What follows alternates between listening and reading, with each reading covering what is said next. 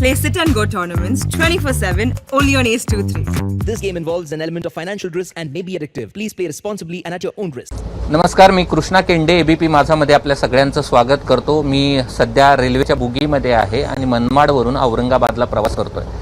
माझ्यासोबत देशाचे रेल्वे राज्यमंत्री रावसाहेब दानवे आहेत आणि हा एक बुगी आहे, खरं तर एक रेल्वेचा डब्बा आहे. त्यामधनं ते देखील रेल्वे मंत्री झाल्यानंतर रेल्वेनं प्रवास करत आपल्या मतदारसंघात ते निघालेले आहेत. ज्या मार्गावरून आपण जात आहोत त्या मार्गाचे अनेक प्रश्न आहेत, महाराष्ट्राच्या रेल्वेचे अनेक प्रश्न आहेत, मराठवाड्याच्या रेल्वेच्या संदर्भातले अनेक प्रश्न आहेत. या सगळ्या प्रश्नांची उत्तर आपण त्यांच्याकडनं घेणार आहोत. पहिलं तर तुमचं खूप खूप अभिनंदन रेल्वे मंत्री झाल्याबद्दल. आणि तुम्ही आज पहिल्यांदा अशा पद्धतीचा प्रवास करतायत, काय कारण आहे नेमकं? तर मी रेल्वे राज्यमंत्री झाल्याच्या नंतर पहिल्यांदा माझ्या मतदारसंघात जातोय. लोकसभेचं अधिवेशन होतं. अधिवेशनामध्ये मंत्री म्हणून मला पूर्ण वेळ हजर राहावं लागलं आणि त्यामुळं मधल्या काळामध्ये मतदारसंघामध्ये मला येता आलं नाही. आणि आता रेल्वेचा मंत्री आहे, त्यामुळं पहिल्यांदा मतदारसंघात जाताना आपण जनतेला भेटायला रेल्वेनं गेलं पाहिजे. तसंही रेल्वे माझी आवडती आहे. अनेक वर्ष रेल्वेनं प्रवास केलेला आहे. तिरुपतीला रेल्वेने गेलो, भुसावळ दिल्ली रेल्वेनं गेलो, हैदराबादला गेलो, मुंबईला तर सतत जायचो. आणि ही जी देवगिरी एक्सप्रेस आहे, मी आमदार असतानापासून आमची ही ठरलेली गाडी. त्यामुळं रेल्वे मंत्र्यांनी रेल्वेनं जाणं, लोकांमध्ये बसणं, लोकांशी चर्चा करणं, त्यांच्या काही अडीअडचणी समजून घेणं, स्टेशनला उतरून खाली त्यांना भेटणं. रेल्वे मंत्री येणार म्हणल्यावर साहजिकच लोक येतात आणि काही अडचणी सांगतात. मी दादरला आत्ता उतरलो होतो, दादरच्या लोकांनासुद्धा बोललो. मी व्हिटीवरून बसलो. त्यानंतर आता मनमाडला उतरलो. मनमाडच्याही काही प्रवाशांनी माझ्याशी चर्चा केल्या. जोपर्यंत मंत्री सामान्य लोकांमध्ये जाऊन त्यांच्या अडीअडचणी समजून घेत नाही, तोपर्यंत रेल्वेच्या अडचणी कळणार नाही आणि मग सुधारणेला वाव आहे. कारण शेवटी हे सगळं जरी काही सुधारणा करायच्या असल्या तर लोकांच्या जनभावना काय आहेत ह्या विचारात घ्यावं लागतात आणि मगच पुढचं पाऊल टाकावं लागत असतं. शेवटचा प्रवास रेल्वेचा कधी होता, कधी केलेला होता? कारण की दिल्ली टू औरंगाबाद सारखं रेल्वेने प्रवास करणं शक्य नाही, तासाभरात विमान दिल्लीला पोहोचवतं. तर शेवटचा रेल्वे प्रवास तुम्हाला आठवतोय का? त्यातल्या काही आठवणी आहेत? नाही, खरं तर आत्ता रेल्वेचे प्रवास आमचे खूप कमी होत आहेत. कारण मी खासदार असल्यामुळं आणि औरंगाबादहून सरळ आम्हाला दिल्लीला विमानसेवा असल्यामुळं कमी वेळेमध्ये आम्हाला पोचायचं असतं आणि सतत जावं लागतं, यावं लागतं. त्याच्यामुळं अगदीच कुठलाच पर्याय नसेल तर रेल्वेनं प्रवास केला आहे आत्ता अशातल्या काळात. पूर्वी तर रेल्वे हीच आमचं साधन होतं. परंतु आत्ता शेवटचा रेल्वेचा प्रवास कोविडच्या अगोदर केला. कारण कोविडनंतर तर वर्ष दीड वर्ष प्रवासच बंद होते, काही दिवस रेल्वे बंद होती. पण कोविडच्या अगोदर रेल्वेनं मी अधूनमधून मुंबईला जायचो. कारण हे सुविधा रात्री जालन्यातून जर आम्ही बसलो किंवा संभाजीनगरमधून जर आम्ही बसलो तर सकाळी आपलं उठायचं, मुंबईत पोहोचायचं आणि कामाला लागायचं. मुंबईतून बसायचं, सकाळी आपल्या मतदारसंघात पोहोचायचं आणि कामाला लागायचं. अशा प्रकारची या रेल्वेची टायमिंग असल्यामुळं कोविडच्या अगोदर मी रेल्वेत बसलो होतो. हा डबा पहिल्यांदा असेल मंत्री असल्यामुळे. तर हे ब्रिटिशांच्या काळापासून चालत आलेली पद्धती आहे. मंत्री देशामध्ये कुठेही जाणार जर असेल तर प्रोटोकॉलप्रमाणे हा ब्रिटिशांना लावलेला प्रोटोकॉल आहे. आणि आपल्याला माहिती आहे की ब्रिटिशांनी जी काही कायदे पद्धती तयार केली त्याच पद्धतीवर अजूनही काही या देशामध्ये कारोबार सुरू आहे. भरपूर बदल होतो आहे. आत्ता मोदीजींनी परवा सांगितलं की आम्ही अनेक बदल केलेत. ते बदल लोकांना मान्य करावं लागतात. जसं मोदीजींनी सांगितलं की लाल दिव्याची गाडी वापरलीच पाहिजे का मंत्र्यांनी, तर मोदीजीनं बदल केला. आता आमच्या गाडीला लाल दिवा नाही आहे. या राज्याचे मुख्यमंत्री देवेंद्रजी फडणवीस असताना त्यांनी राज्यात एक प्रथा सुरू केली की आम्ही जर कुठं दौऱ्यावर जात असेल तर आम्हाला शासकीय निवासस्थानावर गेस्ट हाऊसला पोलीस सलामी द्यायचे. आम्ही 4-4 तास कार्यक्रमातून कधी कधी उशीर जायचो. ते बिचारे बसलेले असायचे. जाताना आणि येताना त्यांना सलामी दिल्याशिवाय, ती सलामी घेतल्याशिवाय किंवा त्यांनी दिल्याशिवाय आमचा दौरा संपतच नव्हता किंवा सुरू होत नव्हता. पण आम्ही आता तो बंद करून टाकला. म्हणजे अशा काही प्रथा परंपरा ज्या होत्या जुन्या काळात लावलेल्या त्या आमच्या केंद्रातल्या आणि राज्यातल्या सरकारनं बंद केल्या. आता ही ब्रिटिशांनी केलेली प्रथा आहे. मी जाणार म्हणल्याच्या बाद का मी असं नाही म्हणू शकत त्यांना की बाबा या डब्यात नको मी त्या डब्यात बसतो. पहिला तर जरी ह्या डब्यात बसलो असलो तर मी दादरच्या स्टेशनला राऊंड मारला. तुमचे पत्रकार मित्र तिथेही आले होते मला भेटायला. चालत गेलो मी आणि राऊंड मारला दादरच्या स्टेशनला आणि लोकांशी चर्चा केल्या, गप्पा केल्या आणि मग मी डब्यामध्ये आलो.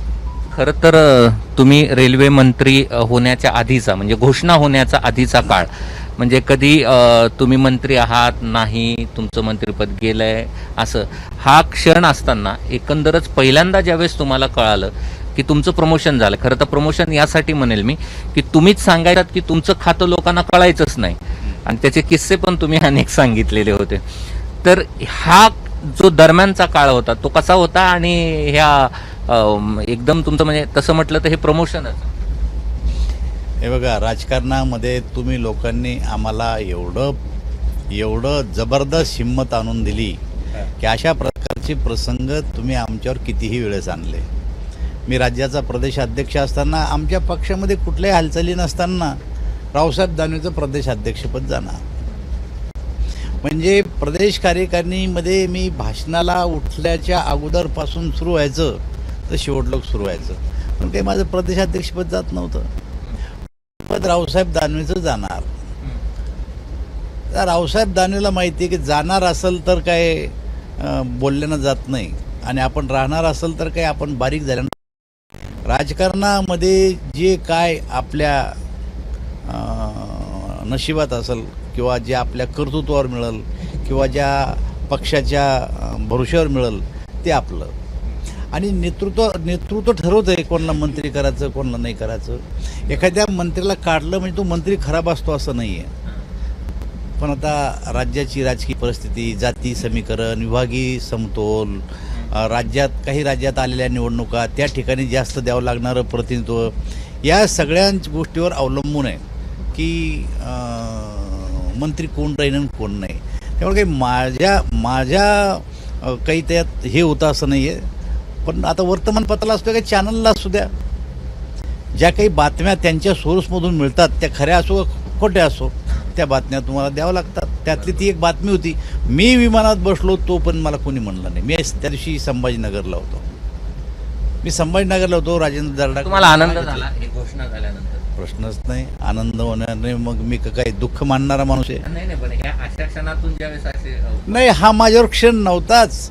आणि मी विमानात बसेपर्यंत अशा प्रकारची बातमी नव्हती. मी संपर्कात होतो सतत पार्टीच्या आणि उतरल्याच्या नंतर बातमी जेव्हा ऐकायला मिळाली तेव्हाही मी काही फार विचलित झालेलो नाही. म्हणलं आणि काय आता हे अफवा असतात त्या अफवेला बळी पडू नये माणसानं.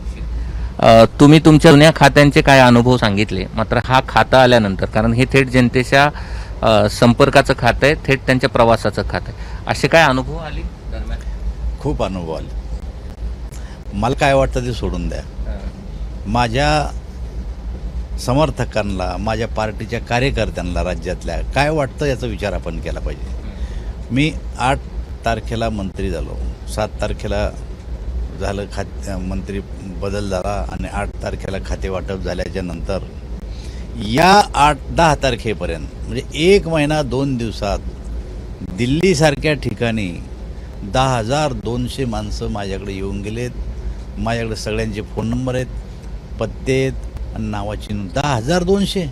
मला किती आनंद झाला याच्यापेक्षा महाराष्ट्रातील जे काही कार्यकर्ते आहेत त्यांना किती आनंद. चंद्रपूरचे लोक येऊन गेले, नंदुरबारची लोक येऊन गेले, धुळ्याची लोक येऊन गेले, पुण्याची लोक येऊन गेले, मालेगावची मंडळी येऊन गेली, जालना संभाजीनगर तर विचारूच नका तुम्ही, नांदेडची लोक येऊन गेली, परभणीची लोक येऊन गेली, अनेक राज्यातून सोलापूरपासून लोक आलेत. म्हणजे याचा अर्थ लक्षात घ्या की या खात्याला मला दिल्याच्यानंतर मला काय आनंद झाला, त्याच्यापेक्षा माझ्या कार्यकर्त्याला जो आनंद झाला, माझ्यापेक्षाही आनंद त्यांना जास्त झाला की आपला एक कार्यकर्ता आपले 40-42 वर्ष राजकारणात काम करतो आणि सतत काम करत असल्यानंतर त्यांना पक्षानं जे काय आता महत्त्व दिलं ते कार्यकर्त्या दृष्टीनं फार महत्त्व आहे मला. किती आव्हानं आहेत या खात्यामध्ये? नाही, आता हे का आव्हानं म्हणल्यापेक्षा या खात्यात आत्ता काय की आम्ही मंत्री झाल्याच्या नंतर लोकसभेचं अधिवेशन सुरू होतं.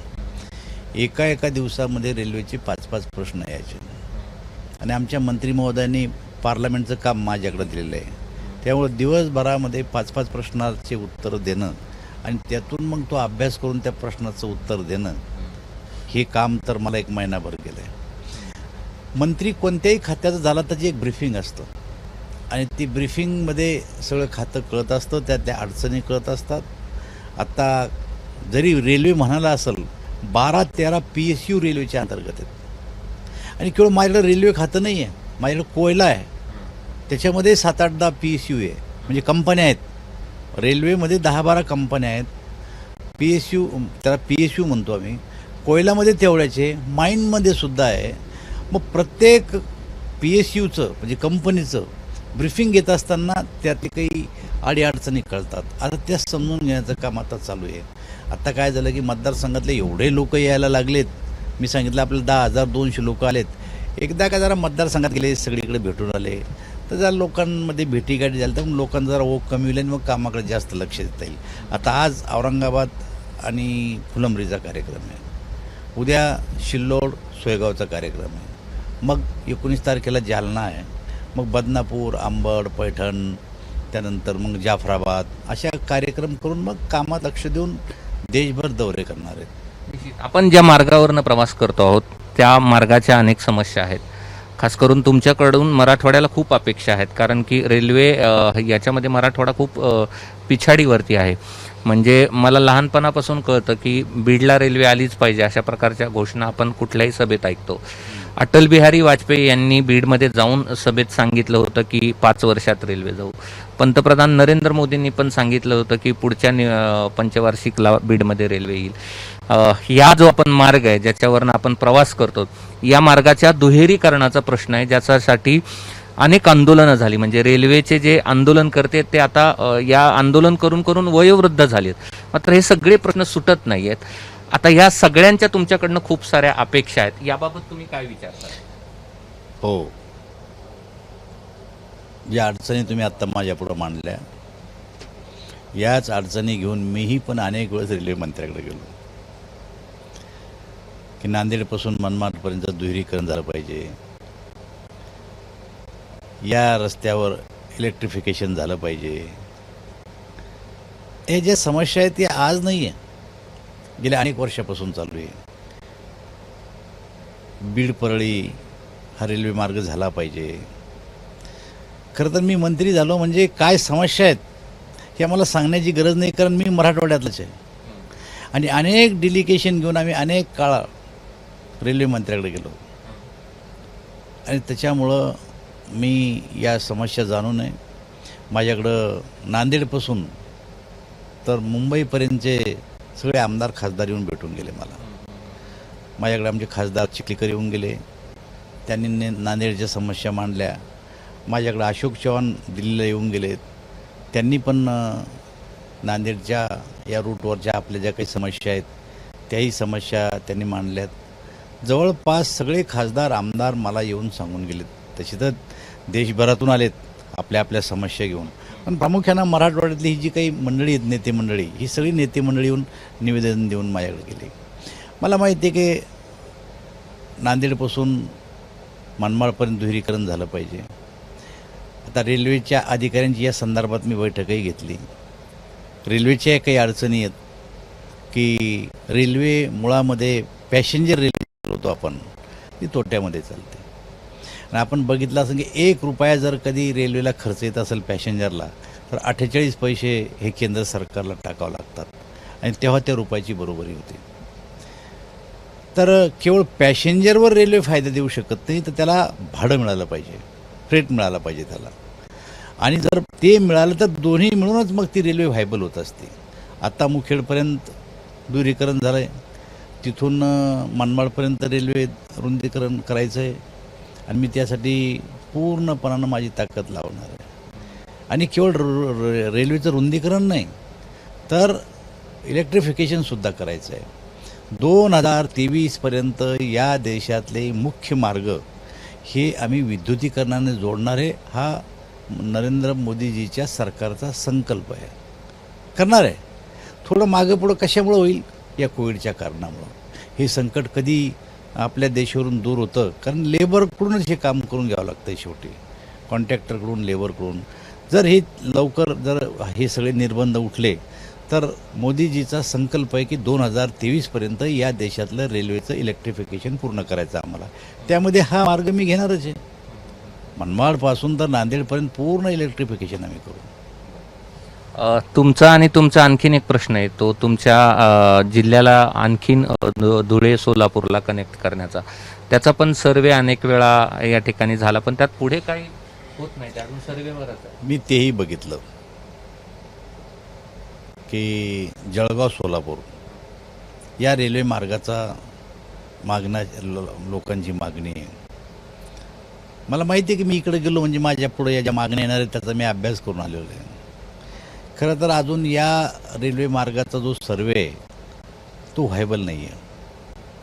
आत्ता जे कागदावर दाखवलं आहे जुन्या काळामध्ये तो व्हायबल नाही आहे. मी सांगितलं आपल्याला की केवळ प्रवासी वाहतुकीमुळं रेल्वे रूट व्हायबल होतो असं नाही आहे. त्यावर लागणारा जो खर्च असतो, लागणारा खर्च आणि मिळणारं उत्पन्न याची जेव्हा बेरीज होती, बेरीज होती, तेव्हा जर रेल्वेचा तो रूट जर तोट्यात असेल तर ते सर्वे डिपार्टमेंटचं काम एवढंच आहे की हा रेल्वे रूट फायद्यात की तोट्यात.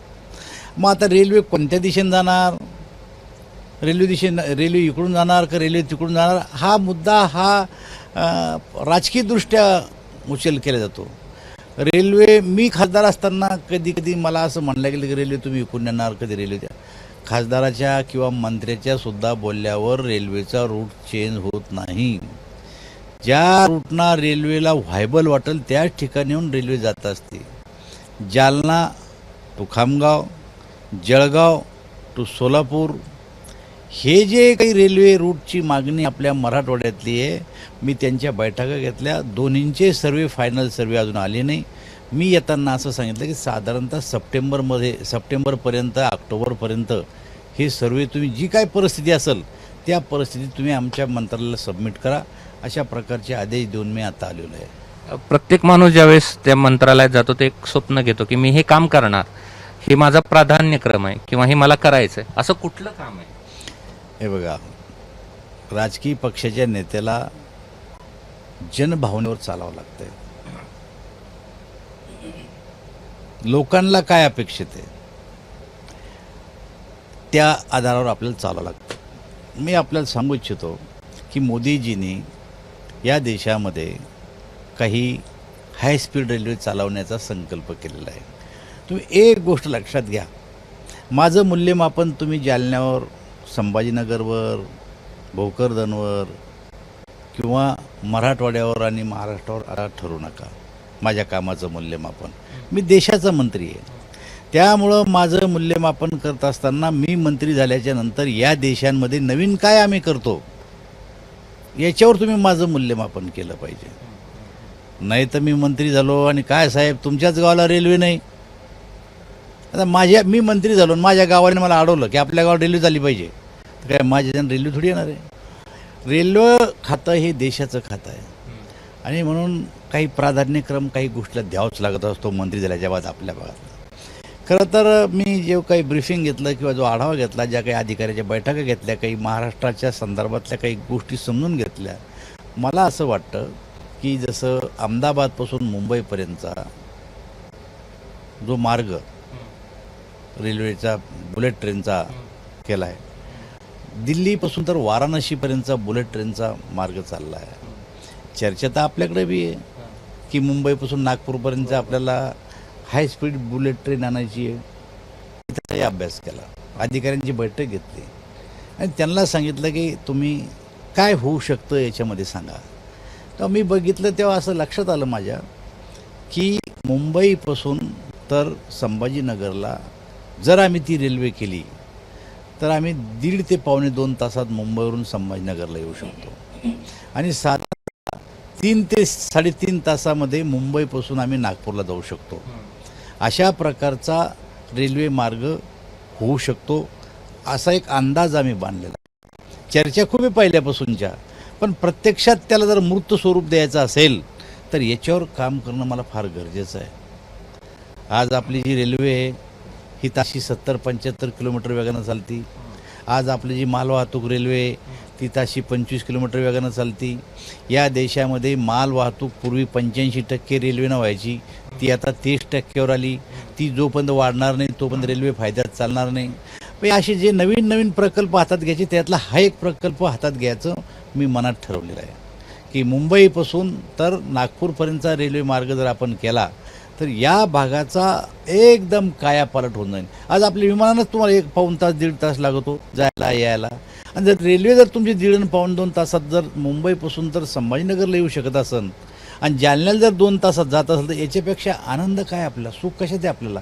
त्यामुळे माझं प्राधान्य राहील की सगळ्यात पहिलं काम जर कोणतं करायचं असेल तर हे काम आपण केलं पाहिजे. म्हणजे शक्य आहे bullet train Nagpur to Mumbai? हो, शक्य आहे, शक्य आहे. रेल्वेच्या स्पीड बाबत नेहमी आपण विचार करतो की रेल्वेच्या स्पीड वाढवायला पाहिजे किंवा ती वाढली तर आणखीन चांगलं होईल, आणि यासाठी आपण अन्य काय पाऊल उचलतायत आणि खास करून मुंबईसाठी काय प्लॅनिंग करतायत का लोकलच्या संदर्भात? असं आपण बघितलं असेल, तुमच्याच चॅनलनं दाखवलं आहे की आम्ही तर सांगितलं होतं की राज्य सरकारने जर परवानगी मागितली तर आम्ही लोकल सेवा सुरू करू. राज्य सरकारने 15 ऑगस्टपासून आम्हाला परवानगी मागितली, आम्ही लोकल सेवेला परवानगी देऊन टाकली. त्यात राज्य सरकारने प्रोटोकॉलच्या दृष्टीनं काही नियम सांगितले, ते नियमाचं पालन करून घेणं ही राज्य सरकारची जबाबदारी आहे. सुरुवातीला त्याने टीका टिप्पणी केली, कारण आम्ही असं म्हणलं होतं, मी स्वतः असं म्हणलं होतं की ज्यांनी 2 डोस घेतलेत त्यांनाच ते जर प्रवेश देणार असेल तर डोस कोणा घेतले आणि कोणा नाही घेतले हे रेल्वे प्रीमायसेसच्या बाहेर गेटवरच तपासलं गेलं पाहिजे असं म्हणल्याच्या बाद काही ठिकाणी माझ्या टीका टिप्पणी करण्यात आली. पण मी असं म्हणलं की जर विमानतळावर जर कॉर्पोरेशनचे लोक येऊन टीकाकरण झालं का नाही, त्यांच्याकडं सर्टिफिकेट आहे का नाही, या गोष्टी पाहत असेल तर विमानतळही केंद्र सरकारचं आहे, रेल्वे केंद्र सरकारची आहे, मग राज्याला काय हरकत आहे? आमच्याजवळ कुठे एवढी यंत्रणा आहे? कारण कायदा सुव्यवस्था हा विषय पूर्णपणानं राज्याचा आहे. अर्थात राज्य सरकारनं ती व्यवस्था उभी केली आणि आता सुरू झाली. मुंबईमध्ये जे काही प्रश्न आहेत ते खूप मोठे प्रश्न आहेत. प्रवाशांच्या बाबतीत तर करूच आम्ही काय करायचं, पण आज मी आपल्याला सांगितली ती गोष्ट एकदा तुम्ही समजून घ्या की एकेकाळी 80 ते 85% माल वाहतूक ही रेल्वेनं व्हायची आणि रेल्वेची वाहतूक ही सगळ्यात स्वस्त आहे. जलवाहतुकीपेक्षा थोडी महाग आहे. रोडपेक्षा रेल्वेची वाहतूक स्वस्त आहे आणि लोकांचं प्राधान्य असतं. पण काय झालं आहे की जर वेळेवर माल उपयोग होतो ना. आज रेल्वेच्या माल वाहतुकीच्या धावण्याची क्षमता 70-75 किलोमीटरची मी आपल्याला सांगितलं, पण आज स्पीड काय 25 किलोमीटरची आहे. मग जर समजा 75ची स्पीड 25वर काय येते तर एकाच ट्रॅकवरून 2 रेल्वे चालतात आणि पॅसेंजर रेल्वे जर आली तर माल रेल्वे बाजूला लावल्या जाते आणि मग ती लेट होती. जर एकामागे 1, 2, 3 पॅसेंजर जाणार असेल तर या रेल्वे तिथं उभं राहावं लागतं, ह्या पॅसेंजर निघून जातात. त्यामुळे 75ची स्पीड ती 25वर थांबली आहे देशातली, ती आम्हाला पुन्हा 75वर आणायची आता. आणि जर 75वर आणायची असेल त्यासाठी स्वतंत्ररित्या फ्रेट कॉरिडॉर करावं लागतील आम्हाला, त्याच्यावरून पॅसेंजर रेल्वे धावणार नाही. आणि म्हणून मोदीजीच्या सरकारने संकल्प केलेला आहे की या देशामध्ये वेस्टर्न रेल्वेकडं म्हणजे आपल्याकडं मुंबईकडं आणि तिकडं पूर्वोत्तर राज्यामध्ये आसामकडं जाणाऱ्या ज्या काही रेल्वे आहेत त्या रेल्वे रूटवर फक्त आणि फक्त माल वाहतूक रेल्वेच जातील अशा प्रकारची एक संकल्पना केलेली आहे. आमच्या मंत्र्यांनी मला सांगितलं की हे काम तुम्ही बघा, एकदा जाऊन या. मी कलेक्टर पालघरशी चर्चा केली, कलेक्टर रायगडशी चर्चा केली, कलेक्टर ठाण्याशी चर्चा केली. मी आपल्या कोकण कमिशनरला बोललो. पुढच्या आठवड्यात किंवा 15 दिवसात आम्ही फिजिकल मिटिंग घेणार आहे, व्हिडिओ कॉन्फरन्सिंगद्वारे मिटिंग घेतली. दिल्लीपासून तर आपल्या JNPT जोडायचं आहे, 50,000 कोटी रुपयाचा तो प्रकल्प आहे. तर हे जे काही नवीन सुधारणा देशभर आहेत अशा, एक आपल्याकडचं सांगितलं मी आहे. अशाच प्रकारचं आसाम वगैरे भागात आम्ही नेणार आहेत. तर या गोष्टी पुढच्या काळात करावं लागणार आहे सुधारण्याच्या दृष्टीनं. प्लॅटफॉर्म तिकीटच्या संदर्भामध्ये ते खूप वाढले असं लोक म्हणतात. नाही, आमचा सरकारचा असं काही जनतेवर भार टाकण्याचा विचार नाही. बघा, गेल्या अनेक दिवसापासून रेल्वेनं भाडं वाढवलं नाही, पण महागाई निर्देशांक वाढतो. भाडं वाढवलं नाही, पण महागाई तर वाढत चालली सगळ्याच गोष्टीची. याचा अर्थ भाडं कमी केलं की नाही मला सांगा बरं तुम्ही. वाढवलं नाही, भाडं वाढवलं नाही. जनतेवर कमीत कमी भार कसा पडल आणि चांगली सुरक्षितता कशी देईल याला आम्ही प्राधान्य देणार आहे. आणि आम्हाला मोदीजीने सांगितलं आहे की जनतेवर बोज पडणार नाही अशा प्रकारची गोष्टी करायच्या आहे. आणि त्यातूनही रेल्वेचं उत्पन्न वाढवायचं आहे. जर तुम्हाला प्रवासी भाडं वाढवायचं नसेल आणि रेल्वेचं उत्पन्न वाढवायचं असेल तर आता रेल्वेच्या जागा पडल्यात अनेक ठिकाणी. त्या जागा आपण कोणाला लीजवर देऊ शकतो का? त्या ठिकाणी काही शॉपिंग मॉल काढू शकतो का? त्या ठिकाणी काही हॉटेल चालवायला आपण देऊ शकतो का? हॉस्पिटल आहेत रेल्वेचे ठिकाणी. बाय खायला मोठं हॉस्पिटल आहे रेल्वेचं. मला सांगितलं गेलं की तुम्ही देशातल्या साऱ्या हॉस्पिटलला एकदा महत्त्वाच्या हॉस्पिटलला व्हिजिट करा. साऱ्याने करू शकत, महत्त्वाच्या हॉस्पिटलला व्हिजिट करा. काय त्याच्यामध्ये आपण बदल करू शकतो? त्या हॉस्पिटलमध्ये केवळ रेल्वेचे कर्मचारी जातात. मग एवढं मोठं इन्फ्रास्ट्रक्चर उभं केल्याच्यानंतर रेल्वेचेच कर्मचारी जर जात असेल तर त्याच्यामध्ये सामान्य माणसाला आपल्याला जाऊ देता येतं का? किंवा ते हॉस्पिटल आपल्याला कोणाला एखाद्या चांगल्या मोठ्या संस्थेला NGOला चालवायला देता येतं का? जेणेकरून CGHचे लोक त्याच्यात येतील, जेणेकरून सामान्य लोक त्यात येतील आणि रेल्वेचे कर्मचारीसुद्धा त्याच्यामध्ये येतील. कारण नेटवर्क उभं केलं आहे एवढं सगळं किंवा इन्फ्रास्ट्रक्चर उभं केलं आहे. तर या मार्गाने उत्पन्न वाढवण्याचा मोदींच्या सरकारचा संकल्प आहे, कमीत कमी लोकांवर बोजा टाकून. काही राजकीय प्रश्न पण विचारतो जे महाराष्ट्राला सातत्यानं पडलेले आहेत.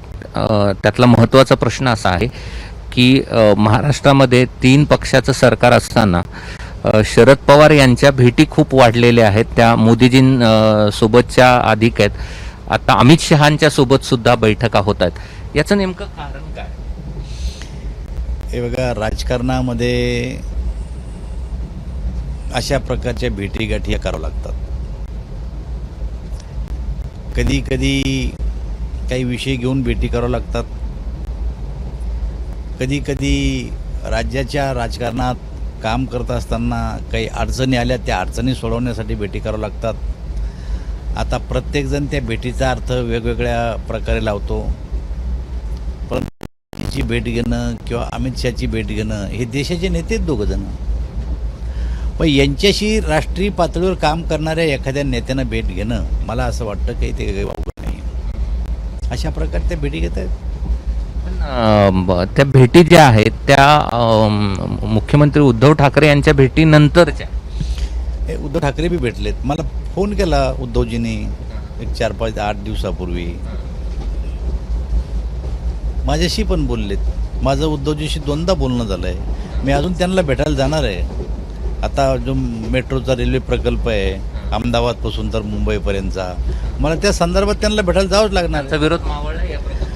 मला असं वाटतं की आता त्यांची बी मनस्थिती झाली असावी, पण चर्चेनंतरच लक्षात येईल की आता त्यांची भूमिका काय आहे. तुम्ही बोललात ना त्यांचं मावळलं आहे असं माझं म्हणणं. नाही, या विषयावर अगदी डिटेल माझं बोलणं झालं, पण अन्य विषय भरपूर होते ना. त्या विषयात त्यांचं माझं फोनवर स्वतः बोलणं झालं मुद्दूजीशी. आणि आमचं ठरलं आहे भेटायचं, एकत्र यायचं. त्यांनी पण मला सांगितलं या एकदा, स्वागत आहे तुमचं, आपण भेटू. आज शरद पवारांनी जी पत्रकार परिषद घेतली ती आपण ऐकलीत का? आणि त्यात त्यांनी जे वक्तव्य केलं, जे OBC विषय असेल किंवा मराठा आरक्षणाविषयी असेल, त्यात तुमचं काय? मला असं वाटतं की आता या विषयात राजकारण कोणीच करू नये. कोणीच करू नये. खूप राजकारण झालं आहे. आता मात्र फक्त आणि फक्त मराठा समाजाला न्याय पाहिजे. तोही OBCवर अन्याय न करता, SCवर STवर अन्याय न करता. कारण आमच्या सरकारने जो कायदा केला त्या कायद्यामध्ये स्पष्ट उल्लेख केला आहे की SCवर STवर किंवा OBCवर अन्याय न करता किंवा त्यांचं रिझर्वेशन न कमी करता मराठा समाजाला आरक्षण दिलं गेलं पाहिजे, आणि ते दिलं गेलं.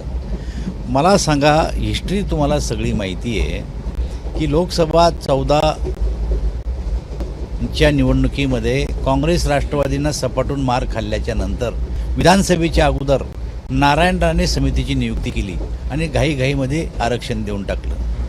एवढे मोठे मातब्बर नेते, ज्या काँग्रेसला 150 वर्षाची परंपरा आहे, त्या सुचलं नाही का हो की समिती आरक्षण देत नसते म्हणून? एखाद्या समाजाला आर्थिकदृष्ट्या किंवा मागासदृष्ट्या मागास समजायचं असेल, आर्थिक किंवा शैक्षणिकदृष्ट्या मागास समजायचं असेल तर आयोगाची स्थापना करावी लागते, मागासवर्गीय आयोगाची. आणि आयोगानं दौरे करून हा समाज मागास आहे का हे ठरवावं लागतं आणि त्याचा अहवाल द्यावा लागतो, मग ते विधिमंडळात द्यावा लागतो आणि मग त्याला आरक्षण देता येतं. त्यांनी तर समिती नियुक्त केली, चॅलेंज झालं, स्थगिती मिळाली. आमच्या सरकारनं मागासवर्गीय आयोगाची स्थापना केली. आयोग महाराष्ट्रावर फिरला आणि आयोगाने फिरून रिपोर्ट देऊन आम्ही आरक्षण दिलं आणि ते आरक्षण हायकोर्टामध्ये टिकलं, हायकोर्टात टिकलं आणि हायकोर्टात ते आरक्षण टिकलं. पण दुर्दैवानं आमचं सरकार गेलं, त्याला चॅलेंज झालं आणि हे आरक्षण सुप्रीम कोर्टात टिकलं. याचं एकच कारण आहे की या सरकारला आपली बाजू नीट नाही मांडता आली. काय निरीक्षण नोंदवलं सुप्रीम कोर्टाने की केंद्र सरकारने 102वी जी घटना दुरुस्त केली त्या दुरुस्तीप्रमाणे आता राज्याला आरक्षणाचे अधिकार राहिले नाहीत असं निरीक्षण नोंदवलं. खरं तर असं काही नव्हतं, पण तरीही ह्या सरकारनं जर काही नीट मांडलं असतं कोर्टासमोर तर हे आरक्षण टिकलं असतं. तामिळनाडूनं मांडलं, तामिळनाडूच्या आरक्षणाला स्थगिती नाही मिळाली आणि आमच्या आरक्षणाला स्थगिती मिळाली. पण ज्या दिवशी एक आरक्षण रद्द झालं त्या दिवसापासून केंद्र सरकारवर यांनी टीकेची जोड उठवली सगळ्यांनी, काँग्रेसने, राष्ट्रवादी काँग्रेसने आणि NCPने, आपले शिवसेनेने सुद्धा, की केंद्रानं 102व्या घटना दुरुस्ती आमचे अधिकार काढून घेतल्यामुळं हे आरक्षण रद्द झालं. आता मोदीजीनं काय केलं? तुम्ही असं म्हणता ना की 102व्या घटना दुरुस्तीमुळं हे आरक्षण गेलं. आता 127 प्रमाणे आम्ही तुम्हाला हे अधिकार देऊन टाकले. आता मुद्दा तुमचा होता की आम्ही तुम्हाला 102मुळे तुम्हाला आरक्षण मिळत नाही, आता आम्ही 127 दुरुस्ती केली आणि तुम्हाला आता अधिकारच देऊन टाकले. कोणत्या समाजाला तुम्हाला आर्थिक आणि शैक्षणिकदृष्ट्या मागाशी ठरवण्याचा अधिकार राज्याला देऊन टाकला. माझं मत आहे आता की आपल्या राज्याचे मुख्यमंत्री, देशामध्ये जो काही सर्वे झाला त्याच्यामध्ये नंबर 1 मुख्यमंत्री म्हणून आता चॅनलनी, वर्तमानपत्रांनी आणि सगळीकडे चर्चा आहे. मग जे मुख्यमंत्री या देशामध्ये नंबर 1 आले त्यांनी आता हे गणित सोडवलं पाहिजे. आता आरोप प्रत्यारोप करू नये. आता तर आरक्षण झालं पाहिजे. आणि मी दुसरं असं म्हणतो की जर कधी हे आरक्षण एम्पिरिकल डाटा पाहिजे होता, हे आरक्षण का मुद्दा आजच निर्माण नाही झाला. केंद्रामध्ये काँग्रेस आणि राष्ट्रवादी काँग्रेसचं सरकार असताना सुद्धा आरक्षणाचा मुद्दा होता. ज्या मागण्या ते आत्ता आम्हाला करतायत 50% आरक्षण उठवण्याचा, पण त्या टायमाला का नाही केल्या काँग्रेसवाल्यांनी, राष्ट्रवादीवाल्यांनी यांच्या सरकारमध्ये? अरे आम्ही तर आरक्षण दिलं ना, हायकोर्टात टिकवलं, यांना ती टिकवता नाही आलं. त्यामुळं मराठा समाजाच्या बाबतीत हो का ओबीसीच्या बाबतीत हो का धनगर समाजाच्या बाबतीत हो, आता काँग्रेस, राष्ट्रवादी काँग्रेस आणि शिवसेनेला करता आता आरक्षण दिलं पाहिजे, तेही ओबीसीच्या आरक्षणाला धक्का न लावता. आणखीन एक प्रश्न, तुमची सगळे जे नवनिर्वाचित मंत्र्यातले ते जन आशीर्वाद यात्रा करतात, परंतु या जन आशीर्वाद यात्रेमध्ये परळीमध्ये जे काही झालं किंवा जे काही घोषणाबाजी झाली ही योग्य होतं? नाही, असं आहे, हे काही कोणाच्या आदेशानुसार घोषणाबाजी होत नसते. राजकारणामध्ये आमच्यावर लोक फुलाचा वर्षाव बी करतात, आम्ही स्वतः दगडाचा वर्षाव बी सहन केलेला आहे. एखाद्या मॉबमध्ये कोणीतरी 2-4 लोक येऊन काही घोषणा देते याचा अर्थ त्याला काही कोणाची चिथवणी असते असं नाही आहे. असतात लोक, आम्ही सहन करतो. ते काय घोषणा झाल्या मी तर काही बघितल्या नाही, पण जर झाल्याच असतील तर त्या काहीतरी 4-2 इकडचे कार्यकर्तेच असतील याची बी काही शक्यता नाही आहे. आमच्या सभेमध्ये अनेक जण येतात आणि अशा प्रकारचा गोंधळ घालतात अनेक ठिकाणी आम्हाला बदनाम करण्यासाठी. ते असे असू शकतं की ते पक्षाचे कार्यकर्ते नसतील, असं कोणी पाठवलं नाही, पाठवले तर कोणाच नसतील. ते असा एक वर्गच आहे, असा एक वर्गच आहे.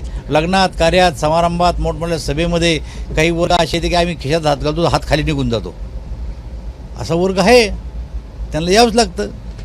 तसं ते काही कोणा पाठवलेले लोक नव्हते.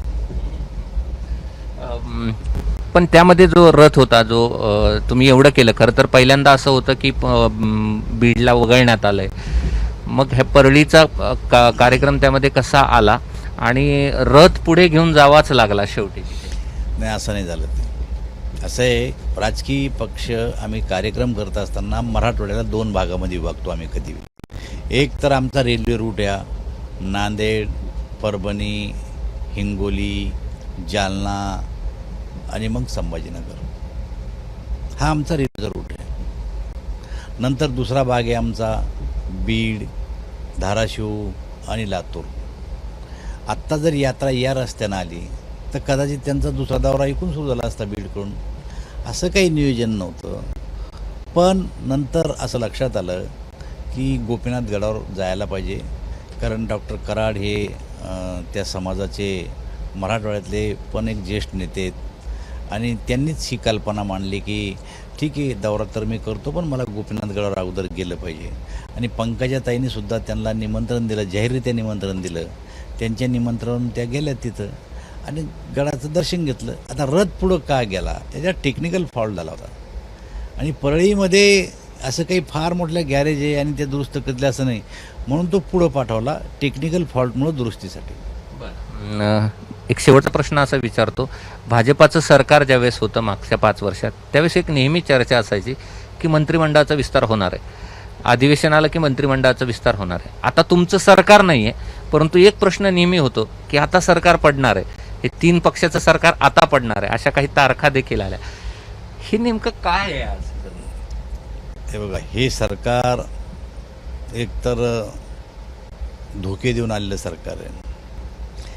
आमच्या मनात नाही, या राज्यातल्या जनतेच्या मनात हे पहिल्या दिवसापासून की हे सरकार काही टिकणारं नाही आहेत. का लोकांच्या मनात हे मला माहीत नाही, कारण त्यांना असं वाटतं की हे काही समविचारी पक्ष नाही आहेत. एकमेकावर आरोप प्रत्यारोप यांनी आत्तापर्यंतच्या राजकीय इतिहासात केलेले आहेत आणि आता हे एकत्र आलेत. हे काही आमचे प्रश्न सोडू शकत नाही. त्यामुळं जनभावनाच अशी आहे की सरकार टिकणार नाही, हे सरकार टिकणार नाही, हे सरकार टिकणार नाही. पण हे सरकार पाडण्यासाठी काही भारतीय जनता पार्टीने कुठं फोडफाड केली, कुठे यांच्यामध्ये असंतोष निर्माण केला, असं नाही आहे. हे 3 पक्षाचं सरकार आहे, यांच्यात ताळमेळ नाही आहे. हे एकमेकाच्या पायात पाय घालून पडणारं सरकार आहे. अमर, अकबर आणि तिन्ही अशी 3 दिशेला 3 तोंड आहेत त्यांचे. हे यांच्यातच यांच्या भांडणानं पडतील. आम्हाला हे सरकार पाडण्यासाठी काही करण्याची गरजच नाही असं मला वाटतं. सिनेमा तर कंप्लीट होईल असं दिसतंय. नाही, मला असं वाटतं की किती सिनेमा जरी खराब असला आणि एकदा का तिकीट काढलं तर पूर्ण वेळ माणसाला त्यात बसावंच लागत असतं. काही लोक उठून जातात, बघू शेवटी काय होतं. तर सिनेमा पूर्ण होतो का आधीच सिनेमा बंद पडतो. कधी कधी प्रेक्षकामध्ये जर प्रक्षोभ झाला ना तर अनेक सिनेमा बंद पडलेले आम्ही पाहिले. होऊ शकतो प्रक्षोभ, पण तो प्रेक्षकातून होईल. आम्ही काय करू शकतो? आम्ही तर त्यांच्या चांगल्या कामाला मदत करू, वाईट कामाला विरोध करू. हे होते रावसाहेब दानवे आणि त्यांच्या रेल्वेच्या प्रवासादरम्यान आपण त्यांच्याशी गप्पा मारलेल्या आहेत. त्यांच्याकडनं काही प्रश्नाची उत्तरं जाणून घेतलेली आहेत. रेल्वेच्या प्रश्नावर असतील आणि महाराष्ट्राच्या राजकारणावर देखील असतील. शेवटचं वाक्य आहे की सिनेमा कंप्लीट होईल का नाही सांगता येत नाही, प्रक्षोभक होईल.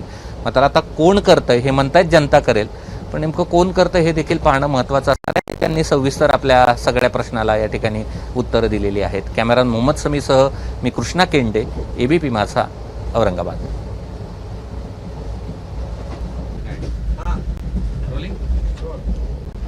हे होते रावसाहेब दानवे आणि रेल्वेच्या प्रवासादरम्यान आपण त्यांच्यासोबत गप्पा मारलेल्या आहेत. रेल्वेच्या प्रश्नाबाबत असतील, महाराष्ट्राच्या राजकारणाबाबत देखील असतील. शेवट त्यांनी असा केला की सिनेमा कंप्लीट होईल असं वाटत नाही, प्रेक्षकच या ठिकाणी प्रक्षोभ करतील आणि सिनेमा कंप्लीट होणार नाही. बघूयात आता नेमकं महाराष्ट्रात काय होतंय. आणि रेल्वेच्या प्रश्न त्यांनी जे सांगितलेले आहेत त्याबाबत खूप आशा आहेत, खास करून महाराष्ट्राला आणि मराठवाड्याला. ते देखील ते पूर्ण करतील अशी आपण अपेक्षा करूयात. कॅमेरामन मोहम्मद समीसह मी कृष्णा केंडे, ABP माझा, औरंगाबाद. ABP माझा, उघडा डोळे बघा नीट.